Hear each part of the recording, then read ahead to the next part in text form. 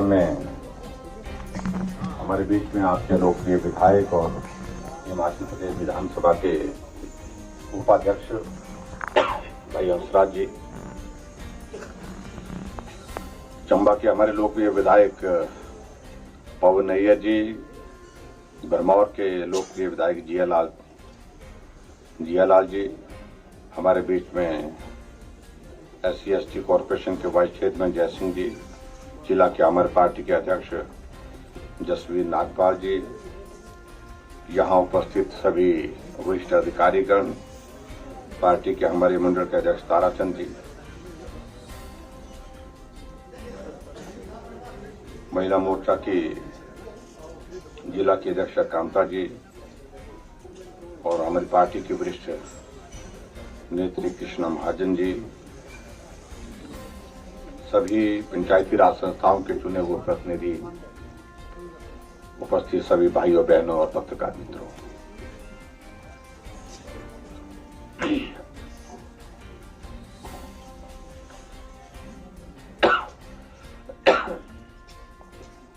गला खराब हो गया। हाँ, चंबा कहाँ ठंडा, 3000 की हाइट है, 3500 की हाइट है।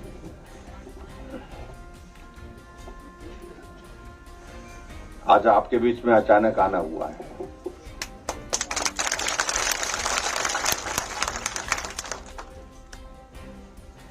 और बुलाए बिना आ गए हम।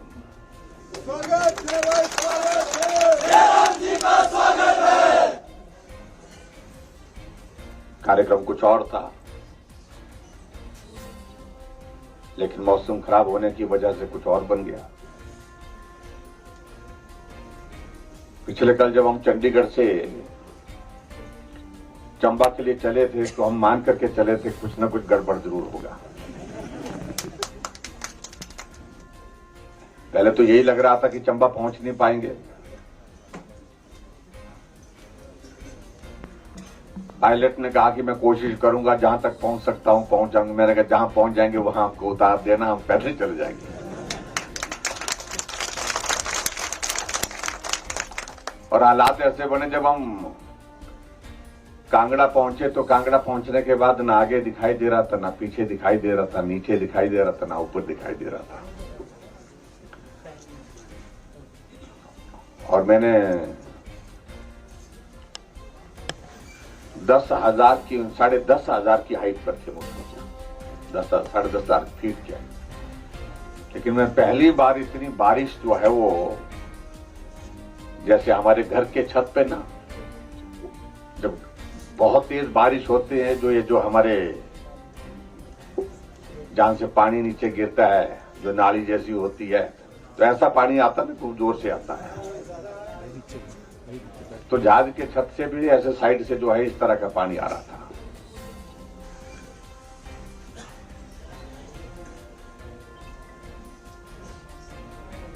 और एक बार ऐसे हालात बन गए कि भी मुझे कहा उनने कि लगता है हमको वापिस जाना पड़ेगा।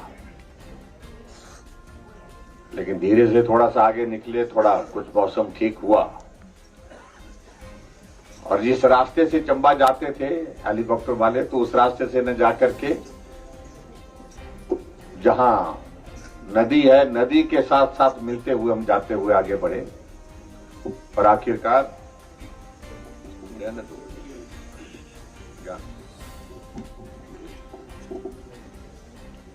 चंबा से हमको ये सारे लोग फोन कर रहे थे, यहां तो मौसम खराब है। हमने कहा कि जितना खराब पहले रास्ते में देखा उतना खराब नहीं है यहां।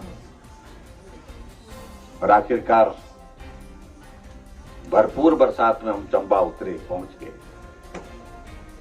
आज का कार्यक्रम हमारा भरमौर जाने का था और भरमौर जाने की हमारी तैयारी भी थी, लेकिन बारिश इतने ज्यादा होने के बाद, तूफान इतना ज्यादा वहां पर होने के कारण वहां सारा कार्यक्रम डिस्टर्ब हो गया।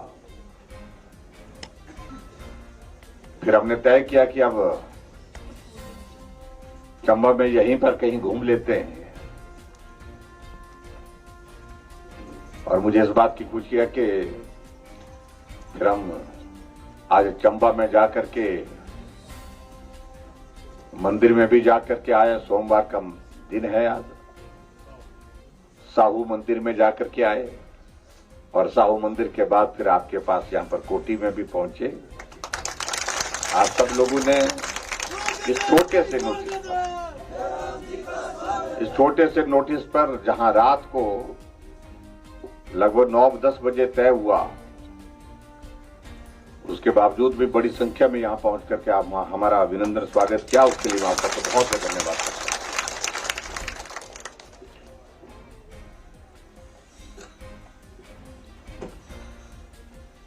पिछले कल मिंजर का मेला समाप्त हुआ और चंबा पहुंच करके हमने मन की बात भी सुनी आदरणीय प्रधानमंत्री जी की, और सचमुच में इस बात को लेकर के बहुत आनंद आया जब प्रधानमंत्री जी ने पूरे देश के सामने चंबा के मिंजर के मेले का जिक्र किया।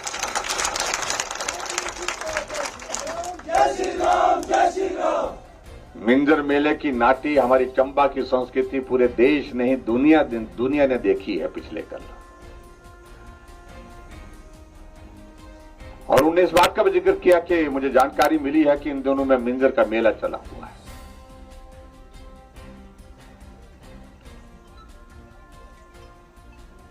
मिंजर के मेले का इतिहास का जिक्र किया उन्होंने। मिंजर के मेले की विशेषताओं का जिक्र किया उन्होंने। प्रधानमंत्री आज से पहले एक नहीं अनेक रहे, लेकिन जिस तरह से नजदीकी से हमारे साथ, जिस तरह से भावनात्मक दृष्टि से अगर कोई प्रधानमंत्री जुड़े हैं, तो मैं कह सकता हूं, दावे के साथ कह सकता हूं, वो एक प्रधानमंत्री नरेंद्र भाई मोदी जी, जो हिमाचल के संस्कृति, हिमाचल के लोगों को बहुत ज्यादा स्नेह देते हैं, बहुत ज्यादा प्यार देते हैं।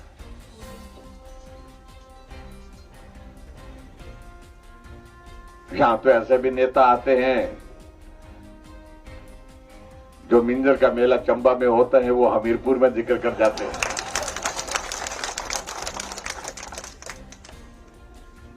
वो कहीं दूर के नहीं थे, वो तो नजदीक के थे।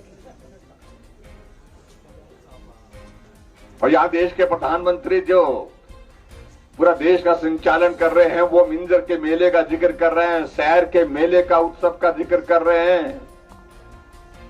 और हमारे सिरमौर और शिमला जिला में जो जागरा होता है, जिसको जो रात को जाग करके सारा पूरी रात भर का कार्यक्रम चलता है, उसका हमने जिक्र किया। कितना अंतर है चीजों में, देखिए।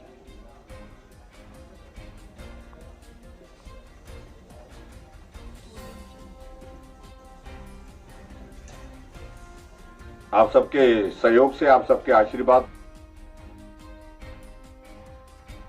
से हिमाचल प्रदेश में सरकार बनी और सरकार का कार्यकाल पूरा होने की दिशा में जा रहा है।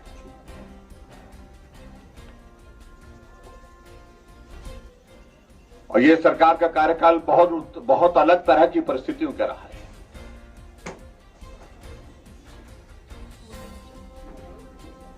आज से पहले, मुझसे पहले 5 मुख्यमंत्री और बने। कुछ तो एक बार नहीं, बार बार बने, अनेक बार बने। लेकिन सामान्य परिस्थिति में उन्होंने अपनी सरकार का कार्यकाल पूरा किया।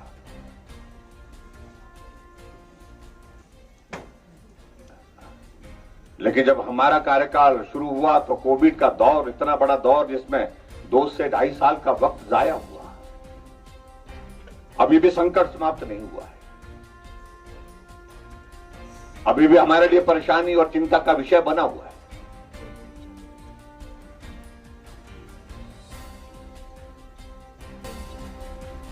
अगर ये दौर उन नेताओं के दौर में इसमें उस वक्त आया होता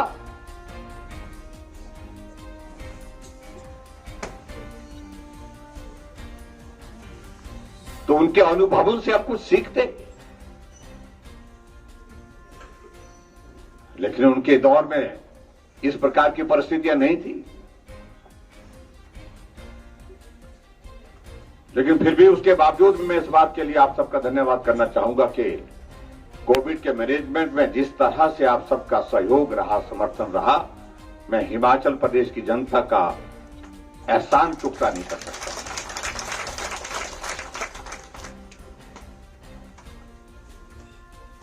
एक तो आदरणीय प्रधानमंत्री नरेंद्र भाई मोदी जी ने जिस प्रकार से मजबूती के साथ उस संकट में खड़े होने के लिए कहा, उन्होंने कहा संकट बड़ा है लेकिन उसके बावजूद डर करके समाधान नहीं है, हमें मजबूती के साथ खड़ा होना पड़ेगा, हमको सावधानियों के साथ काम करना होगा। जब डॉक्टर साइंटिस्ट ने कहा इसकी कोई दवा नहीं है और दवा हो भी नहीं सकती,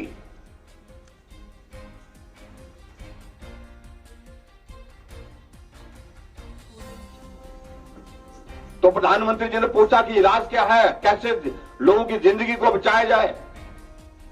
उन्होंने कहा कि एक तरीका है, वैक्सीन अगर इसकी बन जाती है तो लोगों के जीवन को बचाने में हमको मदद मिलेगी। प्रधानमंत्री जी ने साइंटिस्ट को बुलाकर कहा कि तो देखते क्या हो, बनाइए, जल्दी बनाइए और भारत के साइंटिस्ट इसको बनाएं तो हमें बहुत अच्छा लगेगा। जो मदद चाहिए, जो सहयोग चाहिए वो हम देने के लिए तैयार हैं। उनका हौसला बढ़ाया। जिस वैक्सीन को बनने के लिए उम्मीद कर रहे थे 8 से 10 साल लगेंगे, वो वैक्सीन जो है चंद महीनों में बन करके हमारे साइंटिस्ट ने तैयार की और दुनिया के लिए, देश के लिए समर्पित कर दी। लेकिन विचित्र बात हमारे सामने उस तरह की भी देखी आप, जब साइंटिस्ट ने रात दिन मेहनत करके उस वैक्सीन को बना करके तैयार किया और कहा कि हमारी वैक्सीन जो है वो लगाने के लिए तैयार है, सारे इसके जो उसकी जो टेस्टिंग के प्रोसेस जो हमने कंप्लीट कर लिए, तो हमारे विपक्ष के लोगों ने क्या प्रश्न खड़े किए, वैक्सीन लगाने से साइड इफेक्ट होगा, मत लगाइए, आने वाली जनरेशन जो है वो बहुत पता नहीं क्या क्या बोला कि कैसी होगी, उस पर साइड इफेक्ट्स होंगे। कुछ लोगों ने कहा कि याददाश्त चले जाएगी।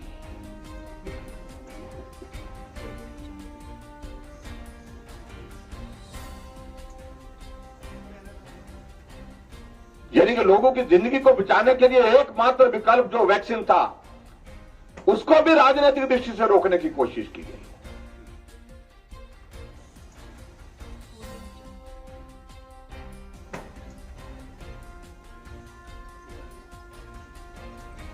लेकिन लोगों ने भरोसा किस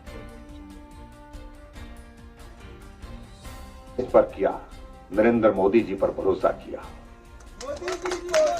एक नेतृत्व जिस पर भरोसा देश ने किया कि अगर मोदी जी कह रहे हैं कि वैक्सीन लगानी चाहिए, तो हमें आंख बंद करके जो है उनकी बात पर विश्वास करना चाहिए, क्योंकि वो अपने लिए नहीं, हमारी जिंदगी को बचाने के लिए, हमारे परिवार की जिंदगी को बचाने के लिए बहुत बात कह रहे हैं। वैक्सीन सेंटर में कतारें लग गई, लंबी लंबी कतारें लग गई, और हमारे वो विपक्ष के, कांग्रेस के लोग प्रचार करते रहे और ये भी देखते रहे कि कौन जा रहा है। और जो वैक्सीन लगा करके आ रहे थे वापिस, उनको पूछते रहे कि भी क्या आपको बुखार तो नहीं हो रहा है, आपको कोई साइड इफेक्ट, चक्कर तो नहीं आया आपको, जैसे कि वो उन्होंने टेस्टिंग करनी है।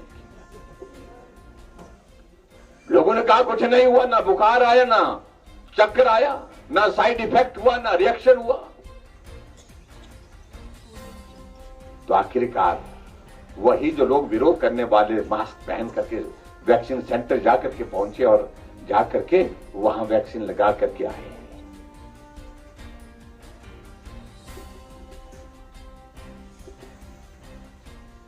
अरे विरोध करना है तो किसी ऐसी चीज का विरोध करो जो देश के हित में नहीं है, किसी की जिंदगी के हित में नहीं है।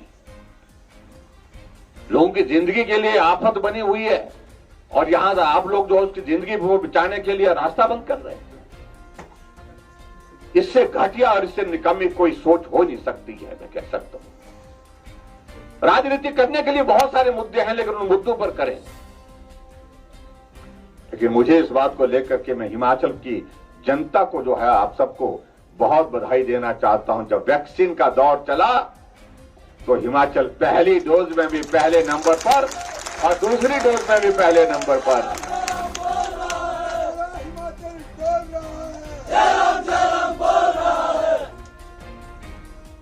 और आदरणीय प्रधानमंत्री जी ने देश के साथ पूरे हिमाचल के लोगों के साथ जुड़ करके जो है वर्चुअल कार्यक्रम में अपना संबोधन में कहा कि इस बहुत बड़े संकट में हिमाचल चैंपियन बन करके उभरा है। उनने पूरे देश के सामने संदेश दिया। और चीफ मिनिस्टर की कॉन्फ्रेंस जो होती थी, हमारी जो मीटिंग होती थी, हमारी वीडियो कॉन्फ्रेंस होती थी, हमेशा उन्हें हिमाचल के मॉडल का जिक्र किया। हिमाचल ने बहुत बेहतरीन किया है वैक्सीन में, आप भी करिए।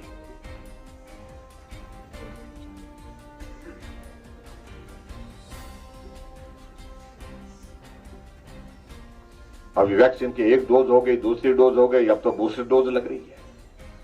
मेरा आप सबसे भी इस बात के लिए विनम्र निवेदन है कि जो बूस्टर डोज लग रही है उसको भी पूरा करें, जल्दी पूरा करें। मेरा आप सबसे निवेदन है, अपने परिवार में, अपने रिश्तेदारी में, अपने साथी मित्रों के साथ मिलकर के आप जो उसमें भी अपना सहयोग दें।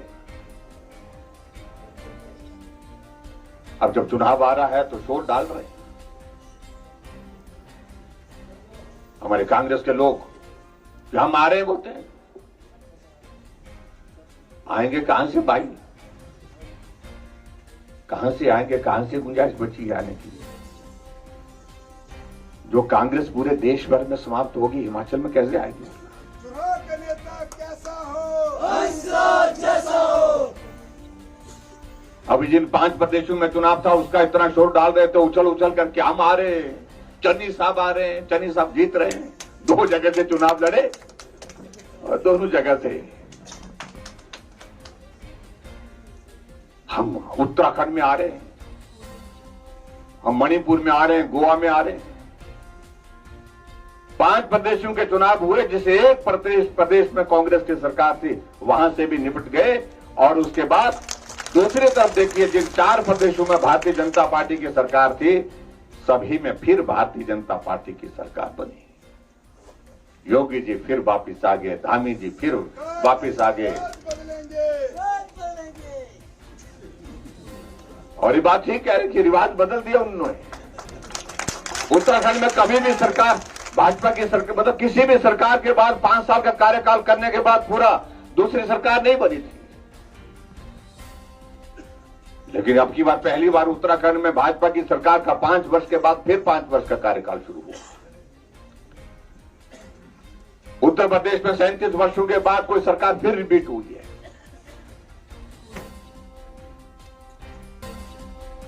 जब हम चारों तरफ देख रहे हैं, हालात देख रहे हैं, परिस्थितियां देख रही है, जब कांग्रेस पूरे देश भर में, उत्तर प्रदेश में चुनाव लड़ी, 400 से ज्यादा सीटें हैं। कितनी सीटें आई? 2।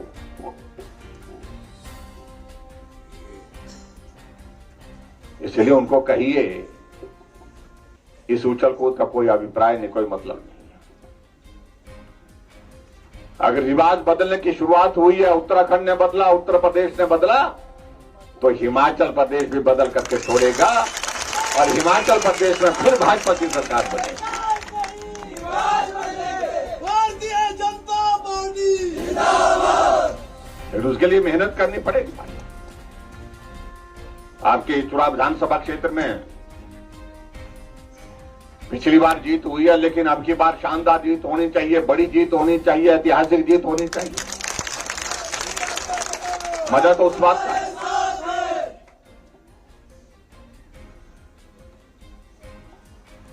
कुछ लोग आपके बीच में आने की कोशिश करेंगे, अपनी बात कहने की कोशिश करेंगे, कहेंगे। कई बार बहुत विचित्र लगता है। आजकल क्या चल रहा है? बेरोजगार, क्या बेरोजगार, क्या रैली, क्या बोलते हैं उसको? हाँ, जैसे कि बेरोजगार हमारी ही सरकार के दौरान हुए, और इनकी सरकार के दौरान तो सबको जो है नौकरी, पक्की नौकरी लगी हुई थी। जो पार्टी 50 साल तक सत्ता में देश में रही, प्रदेश में रही, अगर आज बेरोजगारों की स्थिति इस प्रकार है, उनकी संख्या बढ़ी है, तो सबसे ज्यादा दोष उनको जाता है।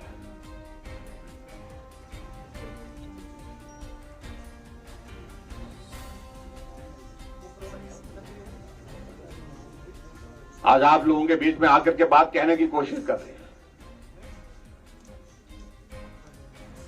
ये नहीं हुआ, वो नहीं हुआ।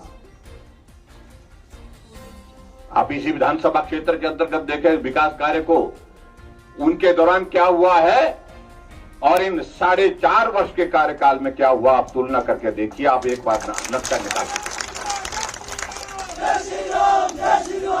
पूरा हिमाचल डर रहा है। इस चंबा में और ज्यादा हम काम कर सके,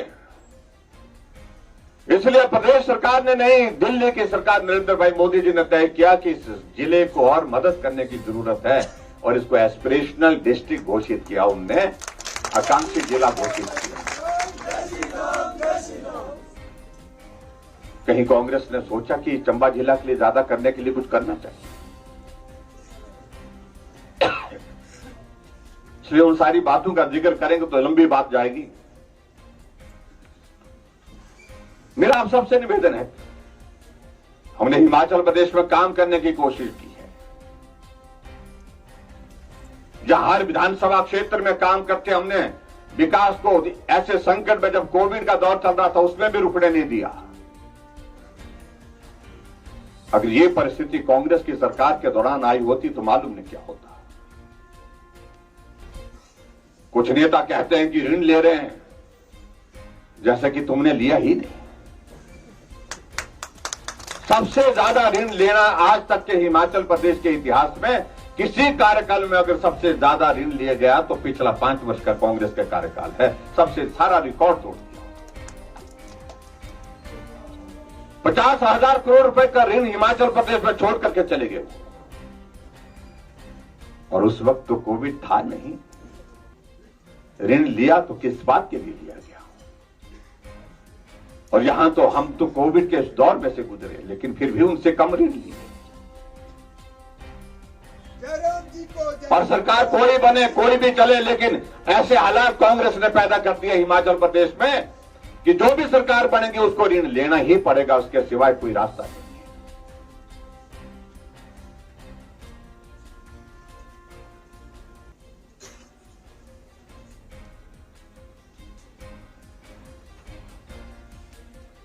भाइयों बहनों, मैं आप सबसे निवेदन करना चाहूंगा, राजनीति के दौर चलते रहेंगे, आते रहेंगे, जाते रहेंगे, ऐसा हमको मान के चलना पड़ेगा। लेकिन मैं एक चीज जरूर कहना चाहता हूं, हिमाचल का हित किसमें है, ये सबसे ज्यादा महत्वपूर्ण हम सब लोग के लिए है। आज अगर हिमाचल प्रदेश में अगर विकास को हम गति दे रहे, हम देख रहे हैं सड़कों का निर्माण चंबा जिला में चला हुआ है। हम देख रहे हैं कि यहां पर मेडिकल कॉलेज का भवन जमीन पर खड़ा होकर के दिख रहा है। कांग्रेस की सरकार में जमीन दोष हो गया था, वो भाषण देते थे लेकिन जमीन पर तो था नहीं मेडिकल कॉलेज।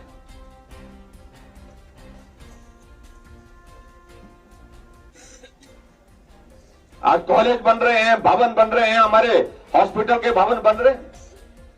अगर ये बन रहे हैं उसकी वजह है कि डबल इंजन की सरकार हमारी दिल्ली से जो है आदरणीय मोदी जी के नेतृत्व में हमको मदद कर रही है। जैसा चाहते हैं वैसी मदद कर रही है।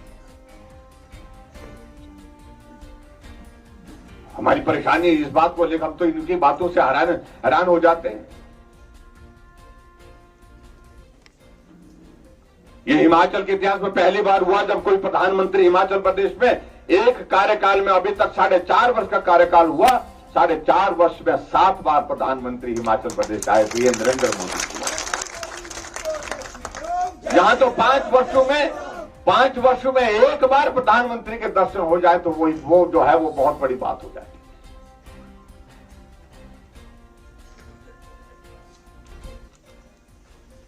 अभी प्रधानमंत्री जी शिमला आए, 8 साल का कार्यकाल केंद्र सरकार का पूरा हुआ। रिज के मैदान में कार्यक्रम हुआ। रिज के मैदान में जाने से पहले जब माल रोड पहुंचे तो गाड़ी छोड़ करके निकल पड़े। ये माल रोड जहां मैं पैदल घूमता था, दोस्तों को मिलता था, उसी तरह से निकल पड़े। एक कोने से दूसरे कोने तक पैदल गए और पूरे हिमाचल के लोगों ने सर आंखों पर बिठा दिया, उनका अभिनंदन किया, स्वागत किया। आज से पहले कोई प्रधानमंत्री माल रोड पर पैदल नहीं गया।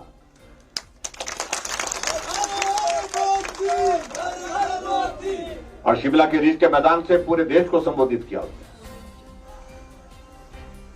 वो रैली ऐसी रैली नहीं थी कि सामान्य रैली कि शिमला के लोगों को या हिमाचल के लोगों को संबोधित कर रहे थे। पूरे देश के सभी मुख्यमंत्री जो है वर्चुअल माध्यम से जुड़े हुए थे, वो सब के सब ऑनलाइन जो उस कार्यक्रम को देख रहे थे। मुझे कैसा हो? उस कार्यक्रम को देखने के पश्चात, उस कार्यक्रम को देखने के बाद मुझे दर्जनों अपने जो मुख्यमंत्री हैं, अपने देश के नेता हैं, उनके संदेश आए, उनके फोन आए।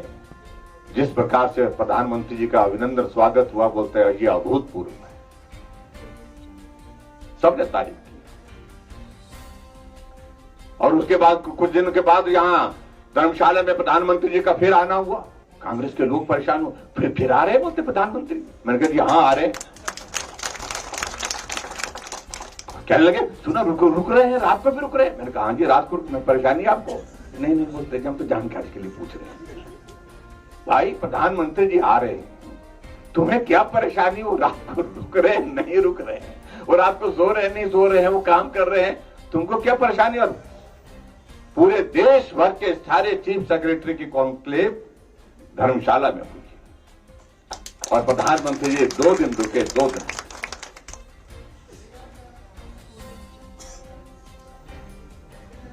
अब उनको बोल देना कि प्रधानमंत्री चंबा भी आ रहे हैं। वो पूछा अच्छा आ रहे, कब आ रहे, क्या करेंगे? और आपको सलाह देंगे आज तो मौसम बहुत खराब है, कैसे आएंगे? वो हम तय करेंगे भाई। यानी कि बहुत परेशान हो गए हैं, विचलित हो गए हैं, ऐसा हमने कभी देखा नहीं था। जब कुछ नहीं होता उनके बाद बोले प्रधानमंत्री जी आए थे, दिया कुछ नहीं। जैसे कि तुम्हारा प्रधानमंत्री तो सारा कुछ ऐसा दे जाते थे कि पता नहीं पूरी दुनिया का पैसा हिमाचल के लिए दे जाते थे। अरे नरेंद्र भाई मोदी जी वो मंच पर से घोषणा नहीं करते हैं, जो करना होता वो करके आ जाते हैं। हिमाचल के लिए 10,000 करोड़ रुपए से ज्यादा मदद की उन्हें 4.5 वर्षों में। हिमाचल में आने से पहले 800 करोड़ रुपए हिमाचल के लिए स्पेशल ग्रांट देकर के हिमाचल की मदद करने के लिए उन्हें काम करते हैं। वो मंच पर से घोषणा देकर के अखबार की खबर नहीं बनाने की आदमी है। हिमाचल आए तो जो टनल जो है आधी अधूरी छूट रही थी, अटल टनल रोहतांग, जिसके लिए एक बार बीआरओ ने कहा था, जब सरकार बनने के बाद जब मैंने रिव्यू मीटिंग की, उन्होंने कहा कि बीच में ऐसा सरप्राइज आ गया है, शेरी नाड़ा एक जगह ऐसी जगह आ गई है, वहां शायद हमको अब 4 साल का वक्त हो गया, हम उस नाले को पार नहीं कर पाए, पानी बहुत ज्यादा निकल रहा है उसमें, और हो सकता है हमको वहीं रुकना पड़े और कुछ और सोचना पड़े। हमने प्रधानमंत्री जी से बात की, ऐसा संकट है। बीआरओ की रिव्यू मीटिंग में जिसमें बहुत सीनियर ऑफिसर बैठते हैं हमारे साथ, उनका कहना है प्रधानमंत्री जी ने दिल्ली बैठक की और बीआरओ को पूछा कि ये टनल बन करके तैयार करेगी, बोलते अगर यही रफ्तार रहेगी तो 2024 में होगी।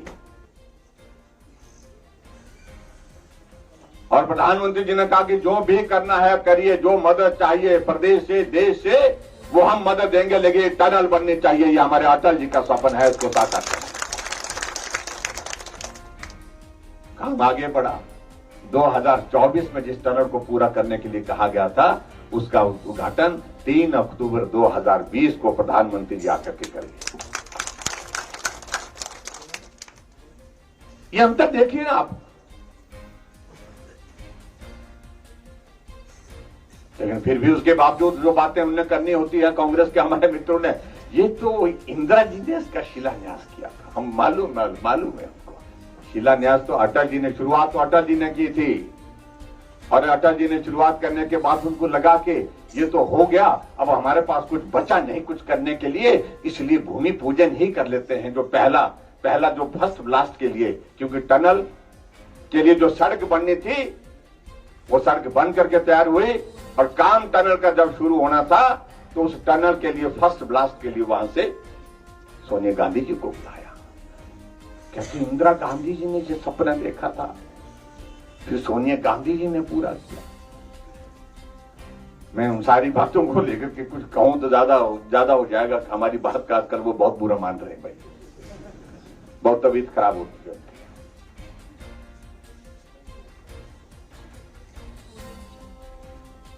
सारी बातें लंबी जाएंगी, मैं उन सारी बातों में अब नहीं जाऊंगा।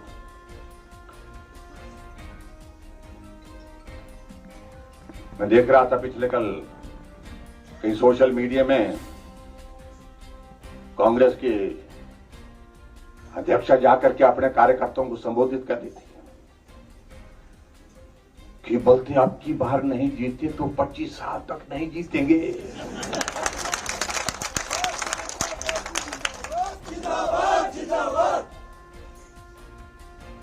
अब की बार तो जीतेंगे नहीं, लेकिन 25 सालों में भी जीतेंगे नहीं। क्योंकि जिस तरह से देश का सत्यानाश, शब्द उचित नहीं है, मैं क्षमा चाहूंगा। आप कल्पना करिए, घोटालों में कंपटीशन होता था, एक 86,000 करोड़ का करता था, एक दूसरा जो 1,88,000 करोड़ का करता था। घोटालों का भी कंपटीशन होता था कांग्रेस के दौरान। क्या क्या नाम होते थे, कोई ए राजा, कोई कौन कौन से होते थे, उनका जिक्र करें तो बहुत लंबा।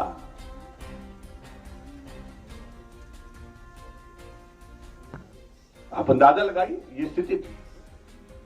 लेकिन आज 8 साल का कार्यकाल नरेंद्र भाई मोदी जी का पूरा हो गया। एक उंगली उठा करके कहो कि भारत के इतिहास में इन 8 वर्ष में नरेंद्र भाई मोदी जी की सरकार में कोई एक घोटाला हुआ, उंगली उठा करके कोई कह नहीं सकता। इससे कैसे होंगे?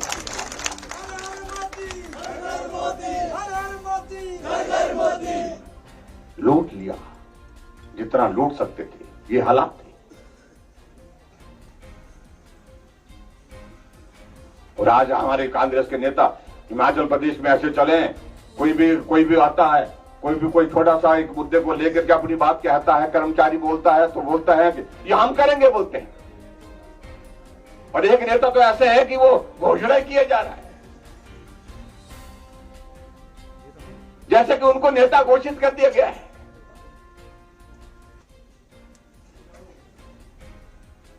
होड़ लगी है, कौन ज्यादा बोलेगा,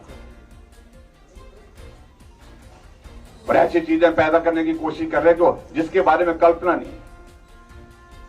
और हमारे बारे में तो ये कहा कि जब सरकार बनेगी हमारी, बोलते हैं कांग्रेस की सरकार बनेगी, जयराम के सारी योजनाओं को बंद कर देंगे। मैंने कहा क्या क्या बंद करेंगे? पेंशन बंद करेंगे। एक बात समझ में आई, गैस के चूल्हे बांधे तो क्या रसोई से ले जाएंगे उनको? बंद करेंगे।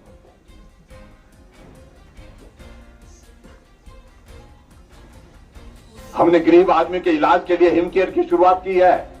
गरीब आदमी उसी तरह से चीख पुकार के बीच में अपनी जिंदगी खत्म कर दे क्योंकि जिसके पास इलाज के लिए पैसे नहीं है, उस योजना को, हिमकेयर को खत्म करेंगे। हमने नौजवानों को रोजगार, अपने पांव पर खड़े होने के लिए हमने कहा कि मुख्यमंत्री स्वावलंबन योजना की शुरुआत की। नौजवान हजारों की संख्या में आगे अपना कारोबार शुरू कर रहे हैं, क्या उसको भी बंद करेंगे? हमने गरीब परिवार की उस बेटी के लिए जो बीपीएल परिवार की है, उसके लिए शगुन योजना की शुरुआत की। और शुरुआत करके जो है उसको हम 31,000 रुपए जितनी शादी होती है उसके खाते में डालते हैं, तो क्या उसको भी बंद करेंगे?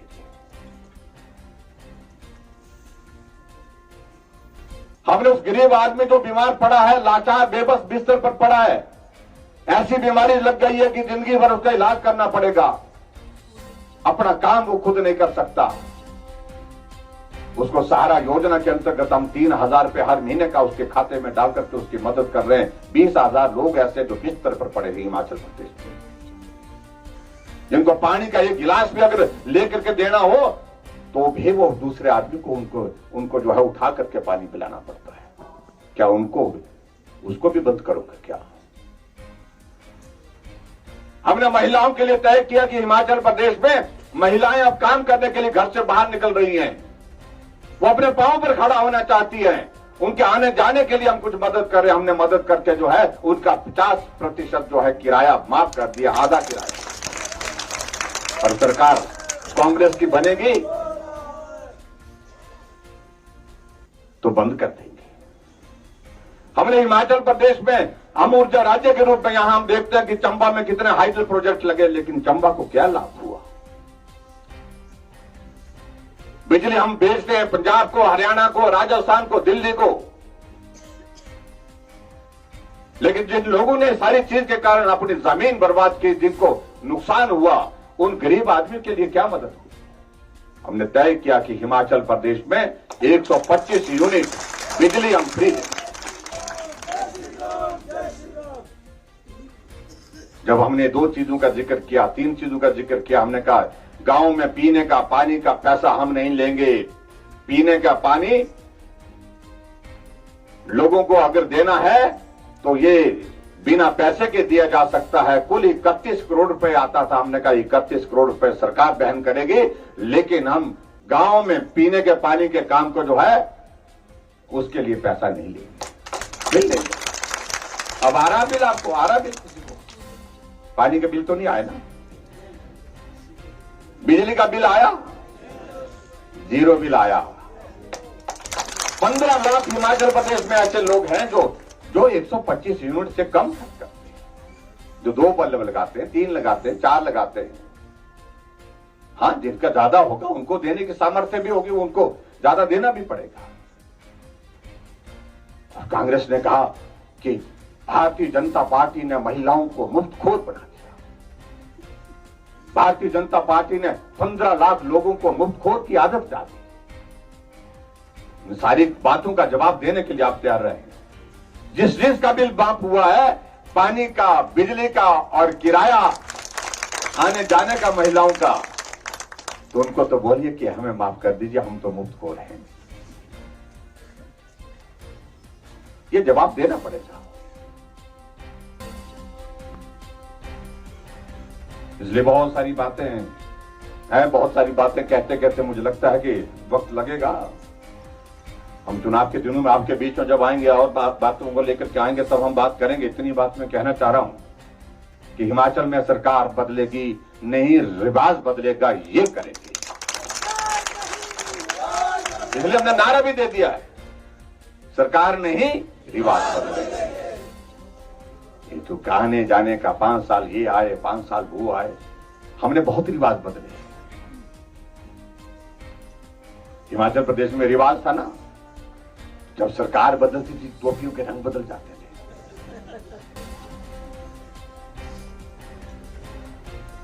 लेकिन आपने देखा होगा कि हमने कहा कि ये गलत परंपरा है। हिमाचल की टोपी, हिमाचली टोपी, ये हमारी शान है, जिसको हम सिर पर रखते हैं, वो हमारी पहचान है।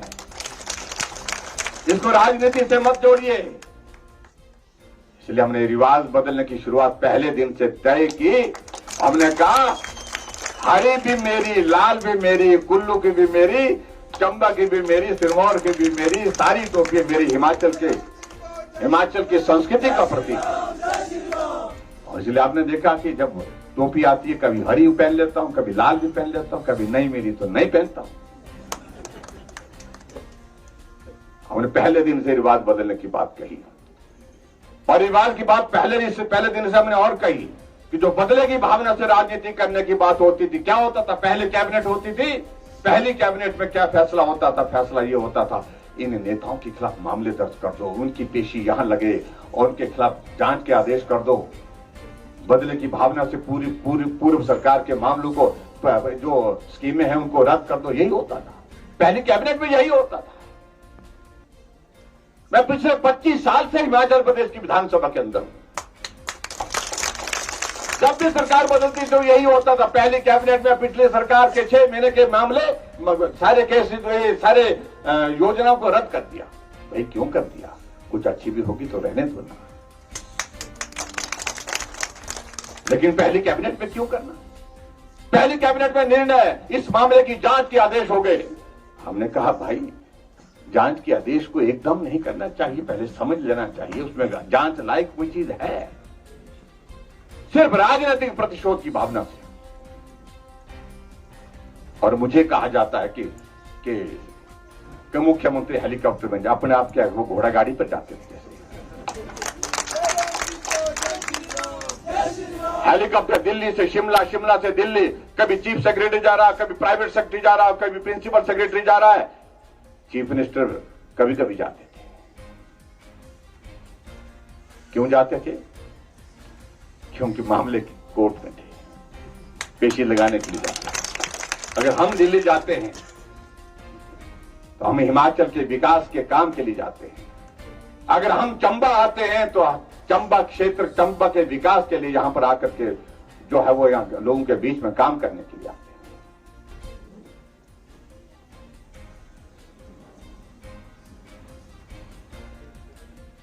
इसलिए बहुत सारी चीजों को छोड़ देता हूं। मैं समझता हूं कि धूप बहुत तेज हो रही है। चंबा में जब बरसात होती है वो भी तेज होती है, धूप होती है तो वो भी तेज होती है।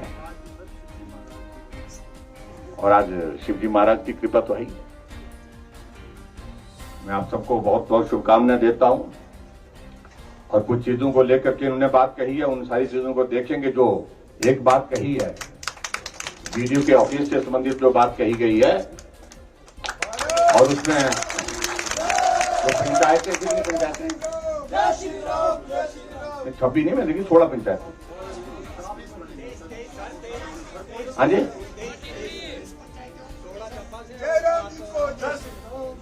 तो यहां से चंबा तो बहुत नजदीक है। कितना किलोमीटर चंबा यहां से? हाँ जी, भाई चंबा कितना दूर है? हाँ जी, 40 नहीं है, 20 किलोमीटर है। हाँ जी, चलिए आपके लिए यहां पर एक चीज को लेकर के मैं जरूर कहना चाहता हूं।